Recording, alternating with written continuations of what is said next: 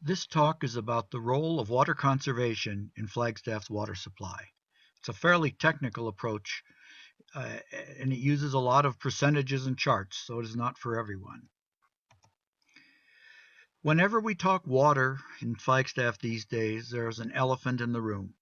That is Red Gap Ranch, RGR, our official source of future water. It is well water from an untapped portion of our aquifer located 40 miles east of Flagstaff. It is estimated to cost about $270 million for the wells, pipelines, and pumps, but we aren't sure when we will need it. The voters agreed to spend $15 million to acquire the land in 2005, and the city's been working to get approval for the pipeline right-of-way and the environmental studies that will be required. A study in 2010 showed it might be needed in 20 to 30 years. If we have to pay for it locally, we'll be paying a lot more in taxes, money that could be used for other things around Flagstaff. Up front, we need to acknowledge that conservation alone may not be enough, especially when we consider drought from climate change. Conservation will always help, but it is not always a guaranteed solution. Conservation reduces the income from water sales, so water rates have to rise to keep up. That does help with conservation, but water price increases are always an issue with the public and politicians. And we need to acknowledge that Flagstaff already has the lowest per capita use of water in the state for a city with any industry. If we are already so good, can we do better? It's a challenge, but we'll show how it can be done. So naturally, some of us are wondering if there are alternatives and how we can push off the need for any expensive water source. The alternative we see is direct potable reuse, DPR, which requires wastewater treatment plant upgrades. DPR solves both the water source problem and a serious environmental problem of contaminated reclaimed water. We are learning more every day about this contamination and its effects. It is a problem whether it goes into the environment watering plants or into the aquifer by flowing in the Rio de Flag. The biological processes used in current wastewater treatment plants just can't deal with all the man-made chemicals being thrown at them. But DPR has challenges because we have already allocated much of our reclaimed water, especially in summer, to watering landscape and fairways. Plus, it is not even legal now. But since DPR is a solution for many communities all over the West, the legal part should get sorted out in the next 5 or 10 years.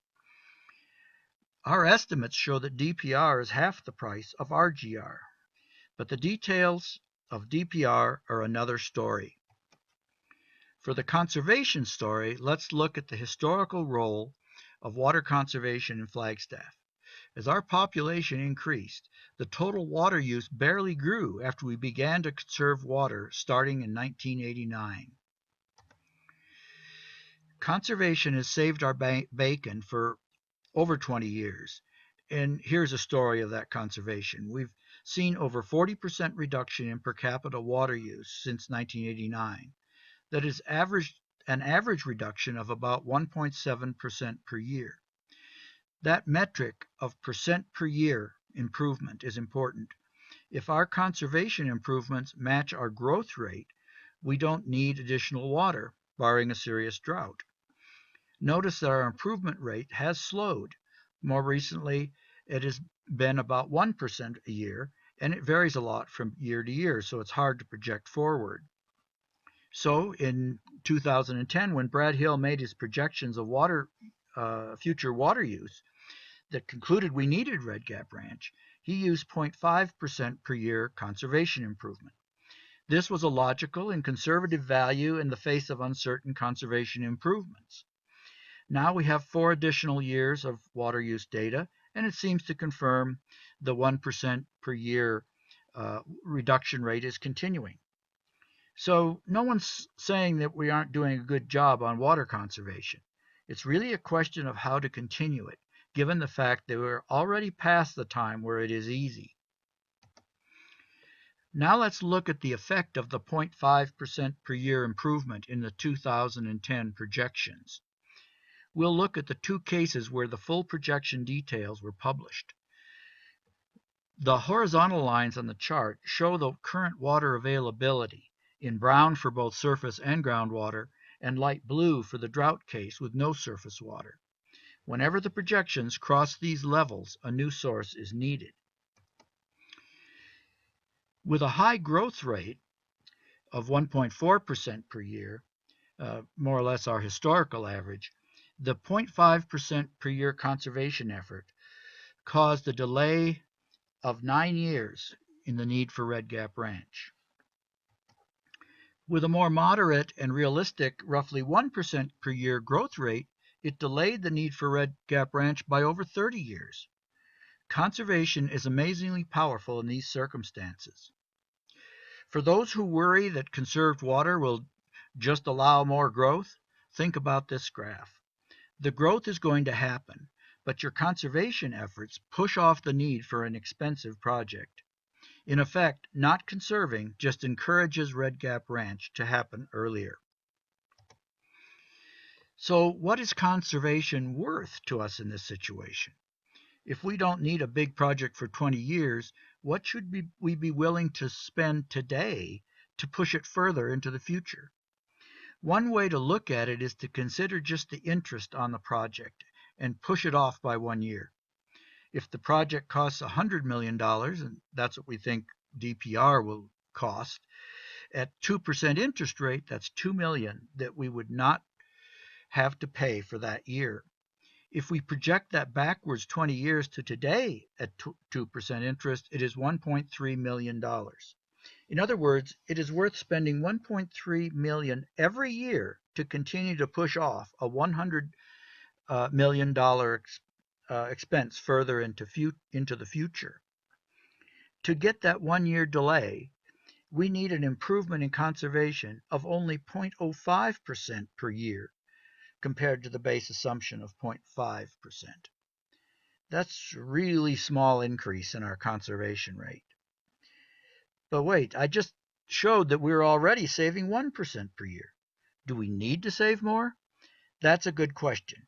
We don't know if we can continue to save 1% indefinitely with our current funding. And we need updated water use projections to check this analysis. But the general conclusion will always hold true. Conservation is worth a lot of money when you can use it to delay a big expenditure in your future. And what do we actually spend on our conservation effort? A study in 2010 showed that cities in Arizona spend between $1 and $5 per year per person on water conservation, with an average of around $1.50.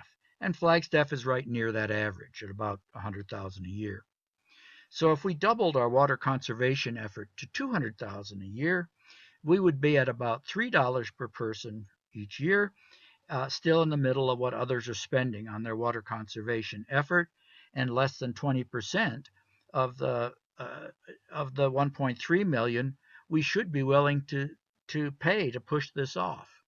Just think what these numbers look like with 270 million for Red Gap Ranch. We have seen that it takes an increment of less than 0.1% in conservation improvement to earn our 1.3 million. But the extra 100,000 will likely do much more. Last year, our overall water use was 108 gallons per person per day, GPCD, the lowest in our history, and around 56 gallons per person for residential. It seems generally accepted that 50 is a good target for residential, and that's a 10% reduction and seems achievable over the next several years. Another project is the reduction in excessive total water system loss, and that's being addressed, and it's going to reduce our usage. The proposed tiered structure for commercial industrial should give a boost to conservation in that sector. That proposal involves tiers that would cost the same as residential, but with tier volumes that would increase according to water meter size. Overall costs for businesses shouldn't increase much, but they will see an incentive to save water based on the cost of their incremental usage. Business users have been shown to be several times more responsive to higher prices than our residential users. And rebates should be increased. They are currently established using our most costly water from deep wells, but knowing that much higher prices are coming, we should include some portion of these higher costs in the calculations. This will allow somewhat bigger rebates on toilets and turf replacement, but perhaps more importantly, it should allow us to add rebates on washing machines and other things. And we may be able to identify rebates for specialty commercial equipment. Improved public outreach is needed, but that costs money. Such outreach has traditionally been one way from city to user, but there are simple ways to allow the customer to be more involved. We can add information to our water bills, including at least the average daily use, and possibly a summer and non-summer daily consumption. With these simple numbers, the users can participate with a simple web program like our WaterWise that require no login and provides feedback on our per capita use, rewards for good performance, and an understanding of how their bill is calculated. And programs like Conserve to Enhance allow engagement with the public in conservation. So water conservation can continue to save our bacon. It can still be accelerated and makes economic sense to do so. Red Gap Ranch is a necessary insurance policy. It may become vital if we have a prolonged drought, but it does need to be repositioned as our insurance policy for the long term, not an elephant hanging directly over our heads. Thank you.